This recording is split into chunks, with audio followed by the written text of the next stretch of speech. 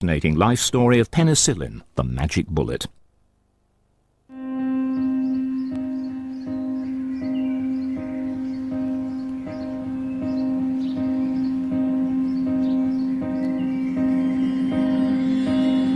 (1928). Mould spores drift in the wind across the London rooftops. They blow in the second-floor window of St Mary's Hospital, the laboratory of Alexander Fleming. Here, we're told, occurred one of the greatest medical discoveries of all time: penicillin. A fluffy white mass, which increases rapidly, inhibited some species of bacteria. Today, we fear cancer and heart disease. Then, it was bacterial infections. Meningitis, pneumonia, tuberculosis were words of doom. When penicillin became a medicine, the world changed forever. Alexander Fleming received most of the public credit for the miracle. But Fleming's laboratory notebooks reveal that he quite quickly abandoned work on penicillin, convinced that it would never work in living tissue.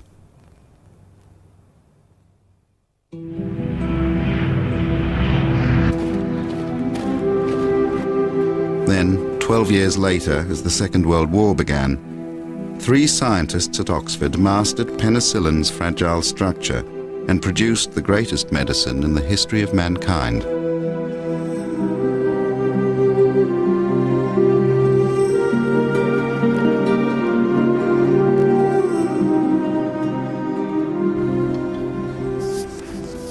Australian Howard Florey was the youngest ever professor in the Sir William Dunn School at Oxford University. Recruits to the school were told, "He's the best, but you won't like him." Through the 1930s, he combed the English universities to recruit his dream team to the Dunn School. As chemist, he chose the temperamental German Jew, Ernst Chain. A refugee from Nazi Germany, Chain proudly kept a Gestapo wanted poster on his laboratory wall. Then there was Norman Heatley. His genius was making laboratory equipment from university junk. We do not go. Vulgar is not a fair term. It is vulgar, it is crass. From the start, the relationship between Chain and Florey was lively. It was said the walls echoed with their shouting matches. But that came later. On the summer evenings before the war, they walked together, challenging each other's ideas and planning new directions for their research. In retrospect, the planning and unfolding of experiments appear to be a beautiful and logical sequence, but we all know that the facts are that we usually stumble from one lot of dubious observations to another. Chain had discovered that the use of moulds to stop wounds becoming infected went back to ancient times. The Chinese had used mouldy soybeans. The Greeks used mouldy cheese. And in Florey's country, Australia, Aboriginals made bandages of mouldy bark taken from the shady side of trees.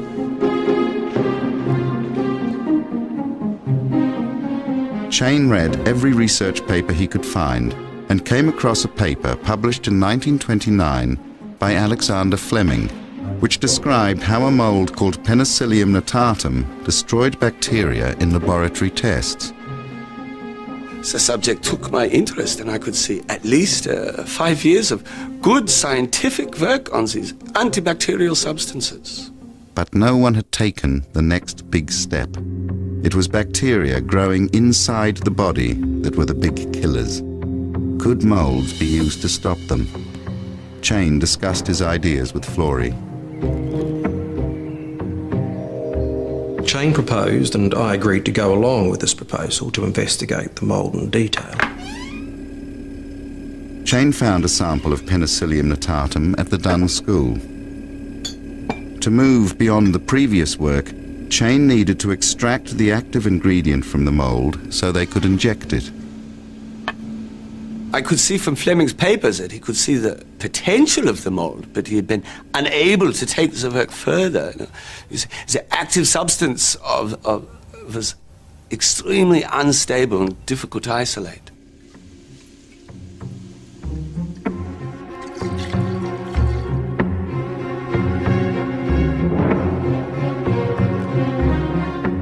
By careful balancing of the acidity and using crushed ice to keep the broth cold, Chain was able to isolate the active substance. It took nearly 2 years, but by early 1940, Chain delivered the first tiny amount of insignificant-looking yellow powder. This was penicillin. This was what killed bacteria. Now it was Florey's turn. He instructed his research assistant, James Kent, to prepare mice for the first trials on living tissue.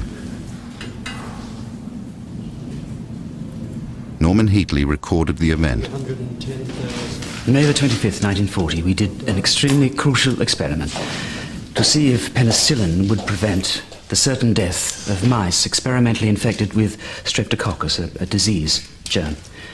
8 mice were taken and all were given a certainly fatal dose of this organism, and 4 were given penicillin. As he often did, Florey filmed the experiment.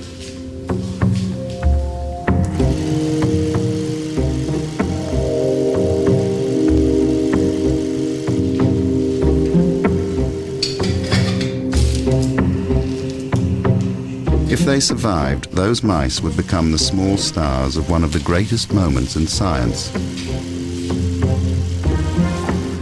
They waited into the night to give injections of penicillin every 2 hours.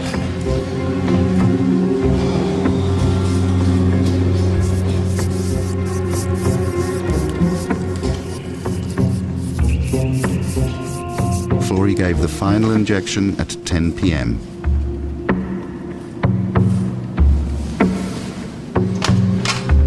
This is the BBC Home Service. British forces are defending a perimeter near the French town of Dunkirk. Heatley stayed on through the night to observe. The treated mice apparently very well. Controls, one nearly dead, others in a poor way. One got up and staggered about for a few seconds, then fell down. As Heatley watched with mounting excitement, over the next few hours the controls, the untreated mice, began dying, and the 4 mice injected with penicillin remained alive and well. I left the labs at 3:45 a.m. on Sunday when it was already beginning to grow light. All 4 control animals were dead. It really looks as if penicillin may be of practical importance. As the Sunday bells rang out over Oxford, an excited Britain woke up to the news that 300,000 British troops had escaped the German army at Dunkirk. At the Dun School, they woke to the news which would ultimately be of far greater significance. 4 albino mice had survived a fatal dose of bacteria, virulent hemolytic streptococci, thanks to an injection of yellow powder. Oh, Margaret, come and see. One of the first people to hear the news from Florey was Dr. Margaret Jennings. Jennings had recently joined the team to work on bacteria. Their discreet affair would become one of the worst-kept secrets in the Dun School. About 16 hours so far, after since the last one died, and...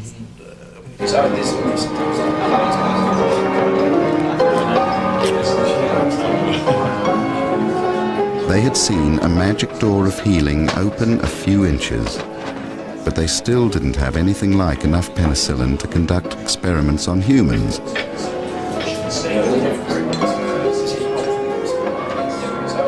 The question was, how to get more?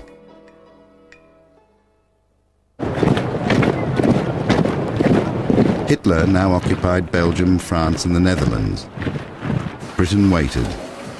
Her factories worked round the clock, building stocks of war supplies. It was impossible for Florey to find anyone to manufacture penicillin. His only option was to turn his university department into a clandestine mould factory. They would have to use every available warm spot in the school. Well, the work was going on many fronts, but the yield was pathetically small. Essentially what you had to do was grow the fungus on layers of medium, about 1.5 centimetres thick, something of that order, for 10 days at a temperature of 24 degrees centigrade. As you can imagine, we needed a lot of vessels to do this. We took every kind of container we could find. They had to be sterile, otherwise the slightest infection would destroy the penicillin.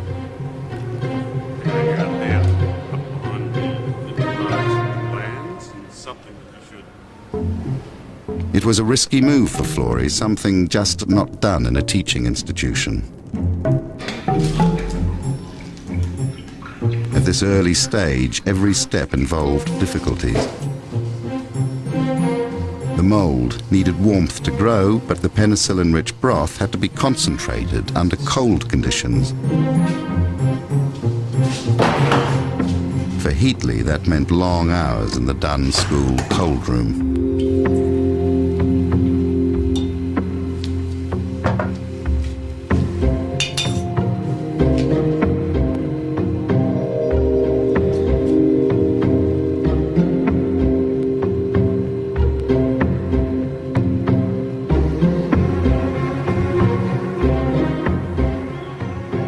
On the 5th of June, the director of the Medical Research Council, Edward Mellanby, made a surprise visit. The MRC was the main source of funding for scientific research in Britain. Here was an opportunity to ask for funds for their fungus factory.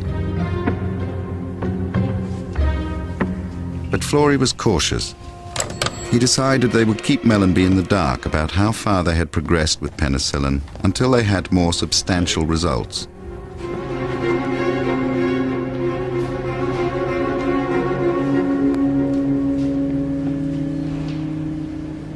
Mellanby was an alarming person, intolerant, dogmatic and suspicious. His views on converting a university department into a fungus factory might not be helpful to a later appeal for money.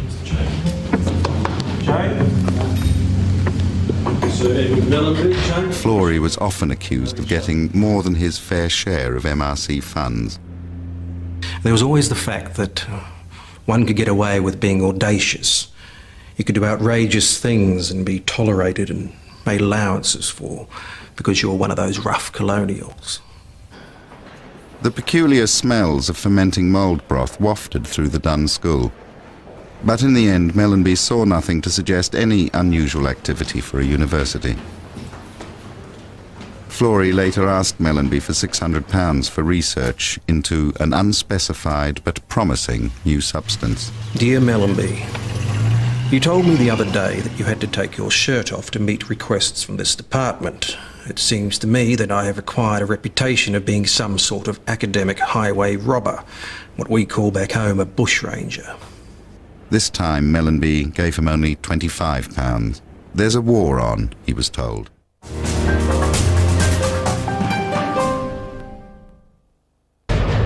When he passed by, he had no other choice but to engage me. With the London Blitz, the war entered a new dark phase. London was bombed for 57 consecutive nights. Upon this battle depends the survival of Christian civilization. It seemed increasingly likely that Oxford itself would be bombed. The might of the enemy must very soon be turned on us. Thank you, Kent. Air raid drills became a constant interruption to the penicillin work. Laboratory equipment had to be swapped for picks and shovels to dig air raid shelters.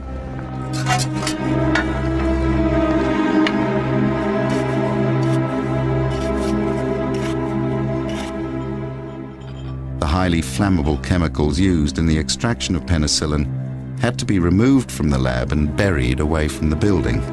This was when the war was in a rather unhappy phase, and the professor, a cynic, a constructive and a good cynic, said, well, we may see the Panzers rolling down Eddington Hill yet, so there's no harm in just rubbing this in a few pockets or in the linings of a suit or two, just in case if the worst happens and somebody gets away, they'll be able to recover the fungus. Florey had reason to fear the mould falling into enemy hands. He had heard of requests for samples of penicillium through neutral Switzerland, possibly from German sources. Jerry will never know.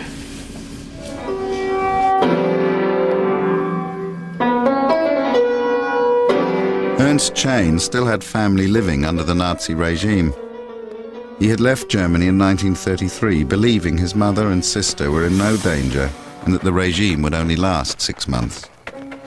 But things were very different now. It was becoming increasingly difficult for him to get news of their fate.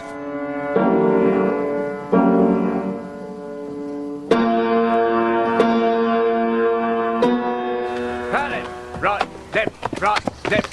Get the shoulders back there. Left, right, left.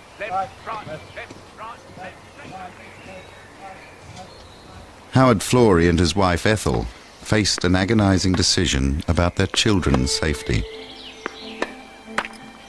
Around them, many Oxford families were making plans to evacuate their children to Canada and America.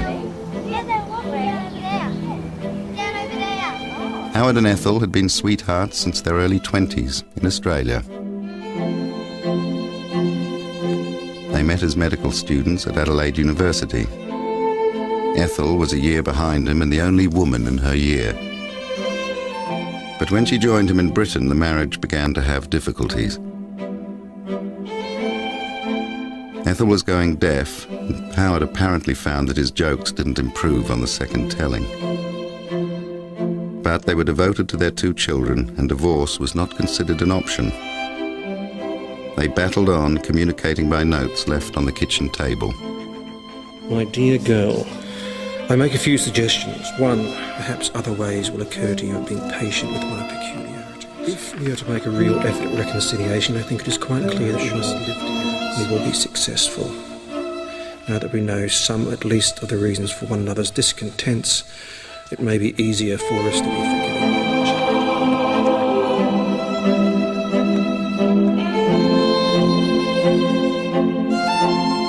In late 1940, with the war news grim, the Floreys made the difficult decision to evacuate their children to America. Charles, aged 5, and Paquita, aged 10, left England from Liverpool docks in December 1940. In the party leaving, there were 127 children of Oxford academics. 27 mothers accompanied them. Charles and Paquita would spend the war with Howard's friends John and Lucia Fulton in New Haven, Connecticut.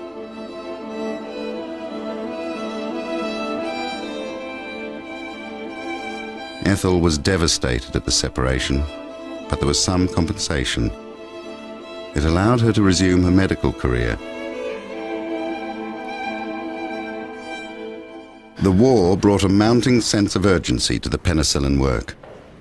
The human trials Florey wanted still seemed out of reach. Until then, he had allowed each member of the team to work at their own pace in their own area of expertise. Work has been done down here. The cooling has boosted the yield, but at this end... Yield is impurities. Now he wanted to force the pace. You were just saying there's no problem there, and I'm very pleased with the work here that we've got more at this end. Excellent. When Heatley suggested a way to solve a major chemical problem, Chain considered it an invasion of his territory. The impurities in the ether will remain in the ether. But the penicillin... What followed has been the subject of differing recollections from the 3 men. I must state categorically, I never said Heatley's experiment would not work. I've never been able to understand on what basis or at what time this story was invented. All I said was that it may be a good idea, but it was chemical work, and we had agreed that the chemical work would be done by myself.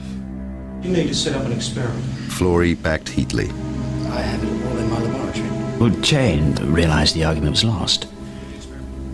And with a shrug told me, well, if you think it will work, why don't you do it yourself? That will surely be the best and quickest way to show you were wrong.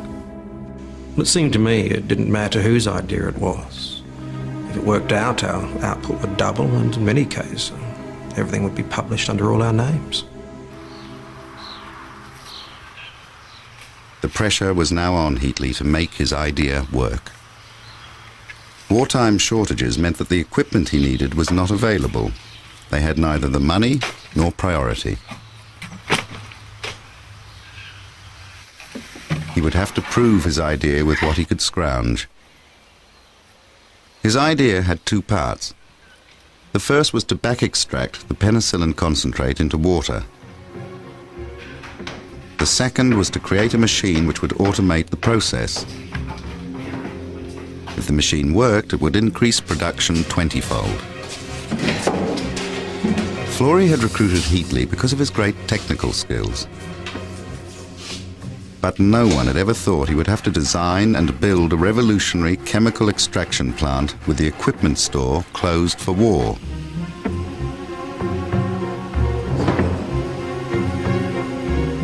Later, pharmaceutical companies would spend millions of pounds replicating what Heatley did, using an old light globe as a float and parts of an old telephone as an alarm system.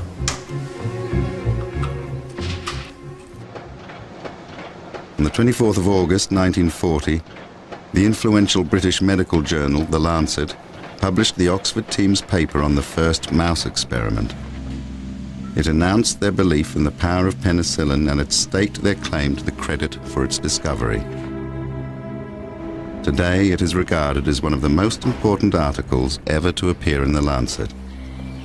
In 1940, Britain had other things on its mind, but there was interest in their paper from an unexpected quarter. A week after the publication, Alexander Fleming re-entered the penicillin story. Fleming asked, "What's happening with my old penicillin?" His sudden appearance caught the Dunn school workers by surprise. Chain later confessed to Florey that he thought Fleming was dead. Molded broth removed. You understand, of course, the heat will destroy the penicillin. So they were working with the cold methods, yes? Which of course... They gave him a small sample of penicillin as a powder, something he had never seen. Fantastic. Fleming went back to London, leaving no comment or word of praise for the Oxford work that would soon lift him to fame around the world. In retrospect, the Oxford men should have been more cautious.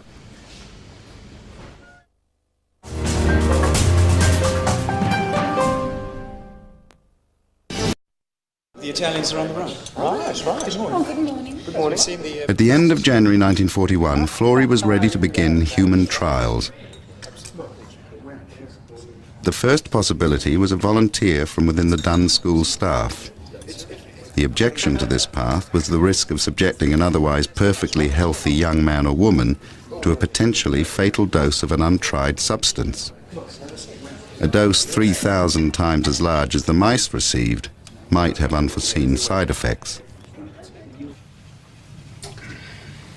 Florey gargled with the raw penicillin broth to try to cure a sore throat. It didn't work, and it made no sense for the man leading the team to risk the whole project by experimenting on himself. He had to turn elsewhere.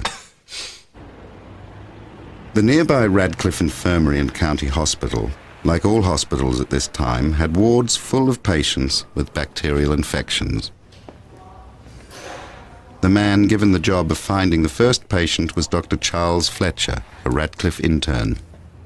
The first thing I was asked to do was to find someone who was dying, inevitably dying, of some disease, in whom it wouldn't really matter if the first injection proved fatal.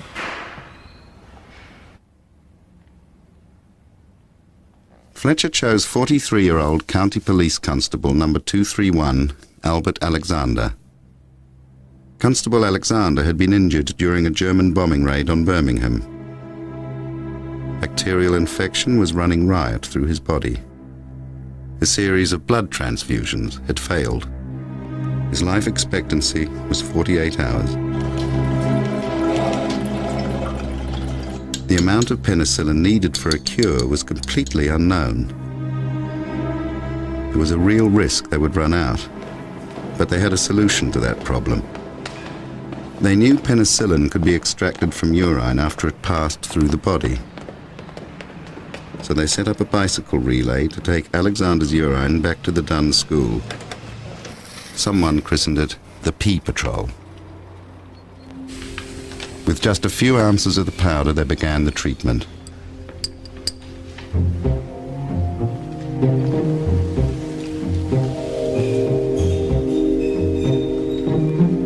It was all so new, the nurse misspelt the name. February 12th, 1941. Penicillin administration begun. 200 milligrams intravenous injection.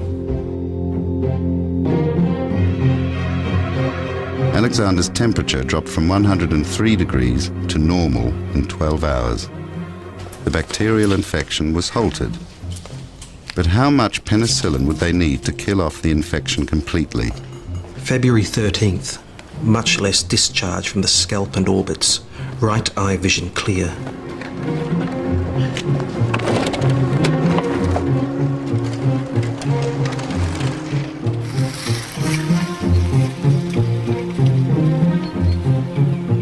Penicillin continued. Seems very cheerful in himself. Says he is getting better.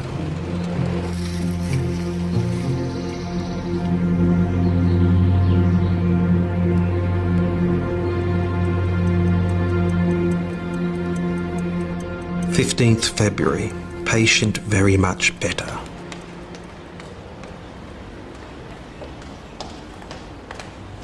Every few hours, someone was on duty to make the ride. Ethel was now practicing at the Radcliffe and took her turn. By the end of the third day, the dose was entirely dependent on the penicillin extracted from his urine. But each time, a little of the precious liquid was lost. It was like trying to fill a bath with the plug out.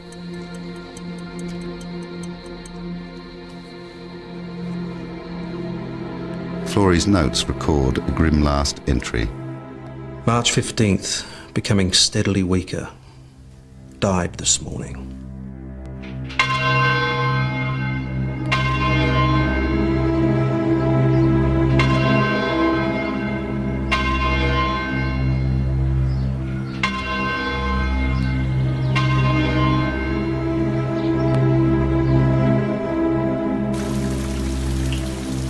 The attempt to treat this forlorn case was chiefly valuable in that it showed penicillin can be given over a period of 5 days without toxic effect.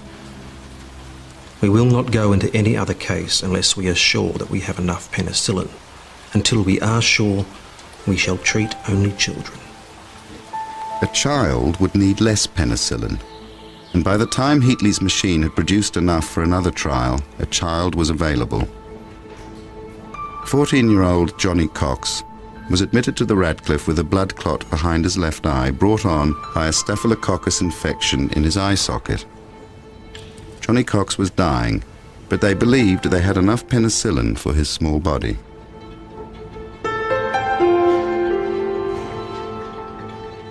Again, the effect was immediate.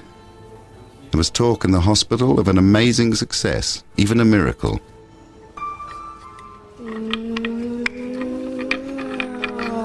On Monday the 22nd, his body was almost completely clear of infection. Penicillin was stopped.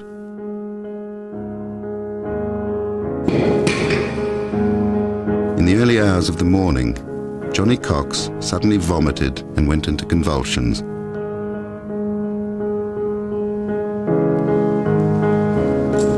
His temperature soared. 4 days later, he was dead. Had the penicillin killed him? Florey convinced the parents to allow an autopsy.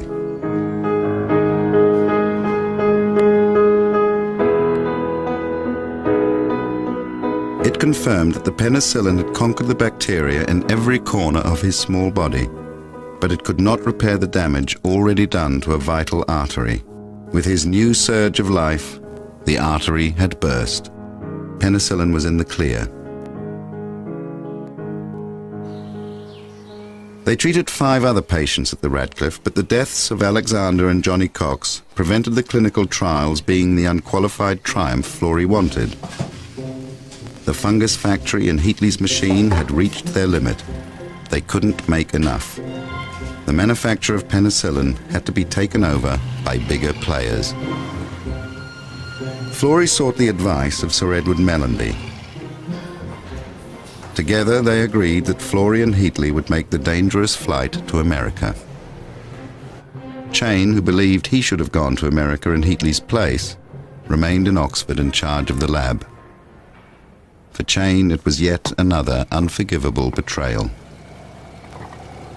On the morning of June the 27th, 1941, they boarded a Dutch plane bound for Lisbon en route to the USA.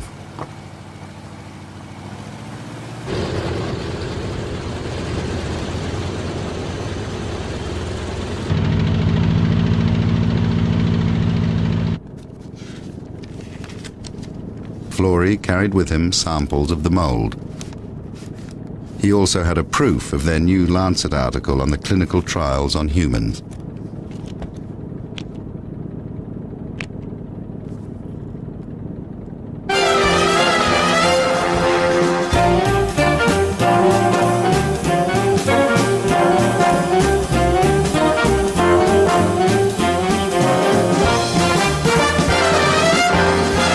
Florey and Heatley spent 4 months crisscrossing the country, meeting pharmaceutical companies and key government officials. The visit gave Florey an opportunity to see his children. They are both well, although Charles is recovering from a bout of chicken pox. He was bouncing around cheerfully today. Lucia has done a marvellous job. Park seemed to be enjoying herself in camp, and I gather... Despite their marital difficulties, Howard had encouraged Ethel to work with him on further penicillin trials. While he was away, she was using what penicillin was available to test its effect on burns. After 4 months of knocking on doors, Florey returned to Oxford. He had sown the seeds of the antibiotic revolution. His work would pay off in the coming year. They decided that Heatley would stay to pass on the secrets of the Oxford work to American scientists. Then, on December the 7th, 1941, the Japanese bombed Pearl Harbor. America was in the war, and suddenly pharmaceutical companies began to take the new drug seriously. Norman Heatley went to work with the drug company Merck, and while he was there, something happened which thrust penicillin further into the limelight. Very good. How's Mrs. Miller? Anne Miller was a 30-year-old mother of 3 children. After nursing her youngest boy for a throat infection, she became ill herself. Weeks later, she was dying. By chance, Anne Miller's doctor had heard about the Oxford work and thought it might offer one last hope. I had on hand 5.5 grams, a teaspoon, half the amount of penicillin in the entire United States. It was soluble in water. That's all that they had been told from where it had come, and that I was to have it very frequently. So every 4 hours, I would be given into my vein, and in a matter of 12 hours, I can honestly say the nurse looked at me, and my temperature apparently was changing, and I had a very distinct smell of mustard. It was strong. I smelled English mustard. Mrs. Miller's physician was a very nice, modest man, Dr. Bumstead. Every day while she was receiving her penicillin, he used to ring me up in the morning and say yesterday's culture had 3 colonies, and her temperature was so-and-so. What do you suggest? Should we continue with the penicillin? Every time this happened, many times, I would say, look, I'm not medically qualified. It would be quite unethical for me to suggest anything. Then he would say, well, what would the professor say? And I would say, well, he would say, carry on. You know, you can't stop it now. 4 o'clock in the morning or thereabouts, the telephone rang, and anyone who knew Jack Bumstead would know that he had a very soft voice. And there was a pause when I picked up the telephone and said, yes, Jack. And nothing was said for a minute or so. And he said, you can take a half a breath, but keep your fingers crossed. Anne's temperature is normal. Ann Miller's temperature chart from that night is preserved in the Smithsonian Museum in Washington. It shows her temperature dropping from 105 degrees at 3 p.m. to normal at 9 a.m. the following morning. If the argument for large-scale production of penicillin needed a push, the miraculous cure of Ann Miller fitted the bill perfectly. His work done, Heatley returned to Oxford in July 1942. 2 weeks later, the telephone rang. Alexander Fleming had called to ask a favour. He wanted penicillin to treat a personal friend who was dying in St Mary's Hospital in London. Florey agreed to give Fleming all the penicillin they had on hand. It was an act of unguarded generosity towards a man he had seen only twice in 12 years, one he would regret. On the 31st of August 1941, a story appeared in the Times about a miraculous new drug called penicillin. The next day, a letter appeared in the Times from Fleming's boss at St Mary's Hospital, Sir Almroth Wright. Sir, in the leading article on penicillin in your issue yesterday, you refrained from putting the laurel wreath of this discovery around anyone's brow. It should be decreed to Professor Alexander Fleming of this laboratory, for he is the discoverer of penicillin, and was the author of the original suggestion that this substance might... It began a flood of publicity focused on St Mary's and Fleming. In a miracle operation at St Mary's Hospital in London, a new drug being hailed as the magic bullet against infection inside the body was administered by its discoverer, Dr. Alexander Fleming. Dr. Fleming and the hospital are claiming a world first. The patient was given up for dead until the miracle drug was administered by The Oxford team was outraged. The St Mary's press campaign made no mention of their work. The few reporters who did come to the Dunn School were turned away. By taking this action, Florey didn't help the Oxford cause, but there was more to it than a simple dislike of publicity. The professor told me that he feared disruptions to our work, to my schedule. But more than that, he thought it was utterly wrong to write about this drug as magic. It is not a cure-all. And it's cruel to offer hope to the dying and their families that such a substance exists, and then to tell them that they cannot have it supplied. Where their work was mentioned, it produced a flood of desperate letters. Dear Doctor, I've been reading about you, your work, and your new discovery, penicillin. I'm writing to you as the last chance I have of ever being well again, and I do hope for the best. Even an experiment would be better than nothing. Not very much with a penicillin would be any help in your... Florey asked Margaret Jennings to soften his rather abrupt style in the replies. No, this type of He wrote to Mellanby, seeking an official correction to what he described as the unscrupulous campaign carried on from St Mary's to credit Fleming with all the work done here, but he was told to ignore it. He was assured that the British medical establishment knew that the real work had been done at Oxford. Here at St Mary's Hospital Medical School in Paddington, through this very window, a speck of mould... A series of myths grew around Fleming and St Mary's. They would be impossible to shake in the years to come. Even the story of the spores blowing in the window was later found to be untrue. In fact, the spores came up the stairway from where another scientist was working on moulds. Press Baron Lord Beaverbrook was a patron of St Mary's Hospital. He is on record as stating that it was his duty to see that the credit went to Fleming. As a result of the Oxford work and that of other British and American scientists, penicillin played an important role in the treating of casualties in the D-Day invasion. It's been estimated that it saved 300,000 lives during the last stages of the war. Penicillin production in the USA had the highest priority of any military item except the atomic bomb. Production was measured in billions of units.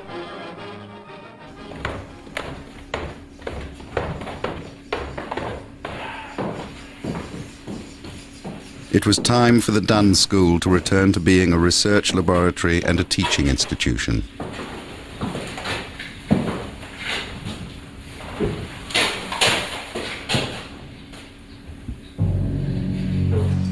I'm strenuously trying to get out of the penicillin racket, as it seems to arouse all the worst instincts in those who have anything to do with it. The spectacle of everybody who has ever had the slightest bit to do with it crowding in to prove how important their contributions to the matter are.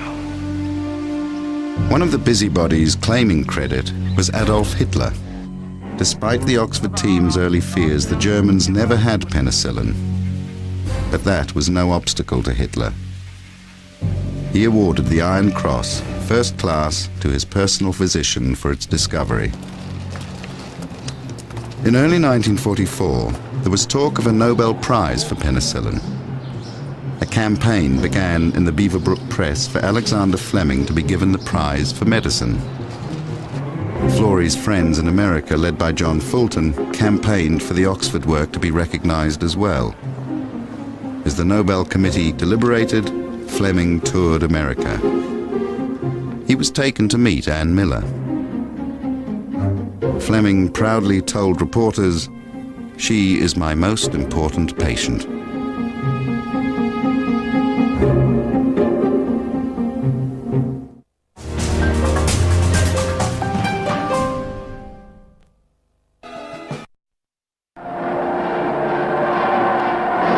Yesterday morning at 2:41 a.m.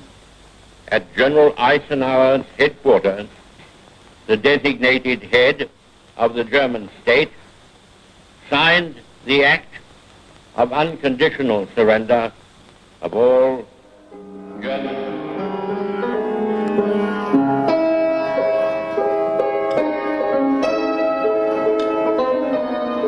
In 1946, Chain learned he had lost his mother and sister in the Holocaust. Sadly, the relationship between Chain and Florey never improved. In 1949, Chain left the Dunn School to head a large research institute in Italy. Florey wrote, "We wish you success. I only trust that the difficulties of running labs will not disillusion you too soon." Penicillin confirmed Florey as one of the leading scientists of his generation.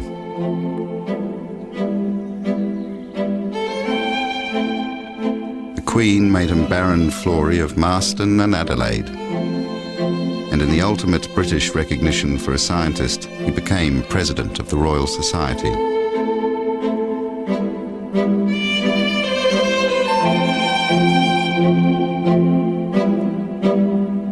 Ethel Florey died in September 1966. She had published a joint paper with Howard detailing the 187 trial cases. Her place in medical history was secure. 6 months before he died in 1968, Howard married Margaret Jennings. Ann Miller died in 1999, 57 years after her penicillin treatment.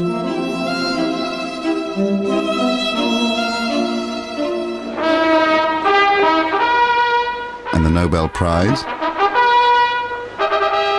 And now I have the great honor of asking you to accept the Nobel Prize for Physiology and Medicine. The Nobel Prize for 1945 went to Alexander Fleming, Ernst Chain, and Howard Florey for the discovery and clinical trials of penicillin. And Heatley? You had to feel for Heatley.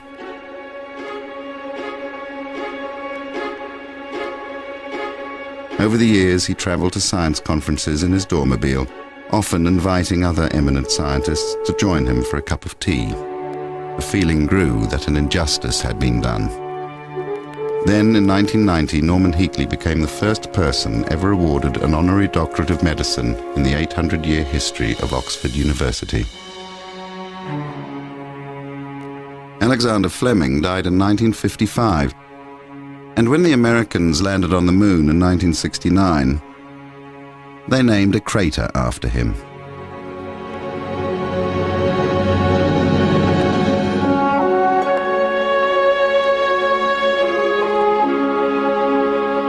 After the break, going under the knife centuries ago as we investigate plastic surgery of the past. Recent discoveries reveal how the ancient Indians, Egyptians and Romans performed nip and tuck and more complex cosmetic procedures. Roman nose jobs are just a part of it.